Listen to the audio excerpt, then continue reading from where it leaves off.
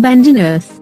A trio of recently unveiled projects sees architects designing for futures removed from terra firma, looking wayward to Mars, the Moon, and the surface of our vast oceans.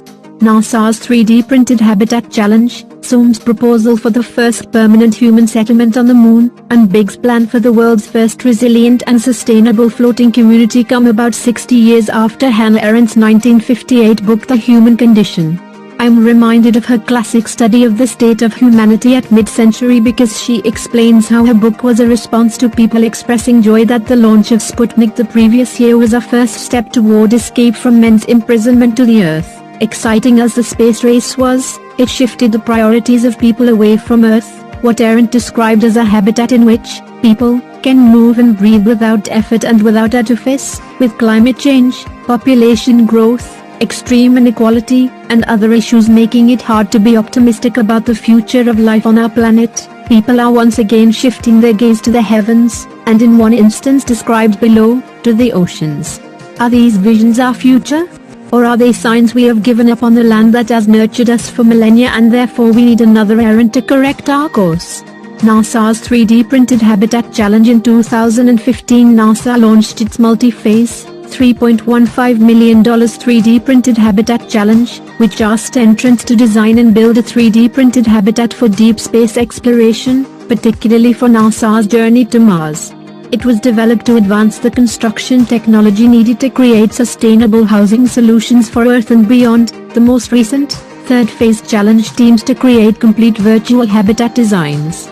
3 teams were awarded from the 11 competing teams, Search plus APISCO, Zephyrus, and Mars Incubator, with Search plus APISCO, Image at top, winning first place. The virtual competition was the fourth of 5 stages in the challenge's third phase. Next, the 3 winning teams from Stage 4 will head to the Caterpillar Edwards Demonstration and Learning Center in Illinois in early May to 3D print scale versions of their Martian habitats and the conclusion of the 3D Printed Habitat Challenge. 50 years after Apollo 11 landed on the Moon, the European Space Agency, ESA, has developed a concept for the first full-time human habitat on the lunar surface.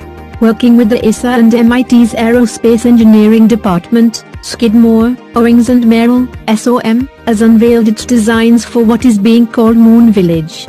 The cluster of pressurized modules about 3 or 4 stories tall would be located on the rim of Shackleton crater near the Moon's south pole, ensuring near continuous daylight. Solar energy would power the village and aid in food generation, while water would be extracted from the crater's water ice deposits.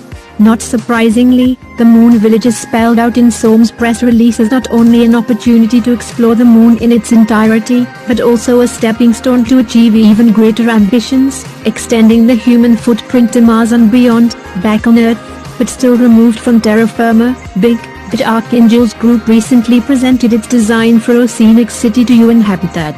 With unfettered coastal urbanization, destroying millions of hectares of the ocean and marine life, and with close to 50% of people in the world live in coastal areas, Oceanics thinks humanity's resilient future will be on the oceans.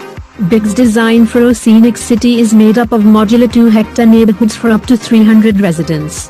Fractal-like conglomerations of neighborhoods would form villages that would add up to a city of 10,000 residents on 75 hectares, making Oceanic City a little bit denser than New York City but considerably more exclusive. Food would be provided by a mix of ocean farming, aeroponics, aquaponics, and indoor-outdoor farms. Waste would be accommodated via a number of high and low-tech systems, anaerobic digesters, algae filtration, compost gardens, treatment swales. Water would be collected from the atmosphere via various methods, and energy would be drawn from the sun, winds, and waves. All are commendable, but can't many of those be applied to the places where we already live? Please save the trees and nature. Please subscribe to our channel. Thank you.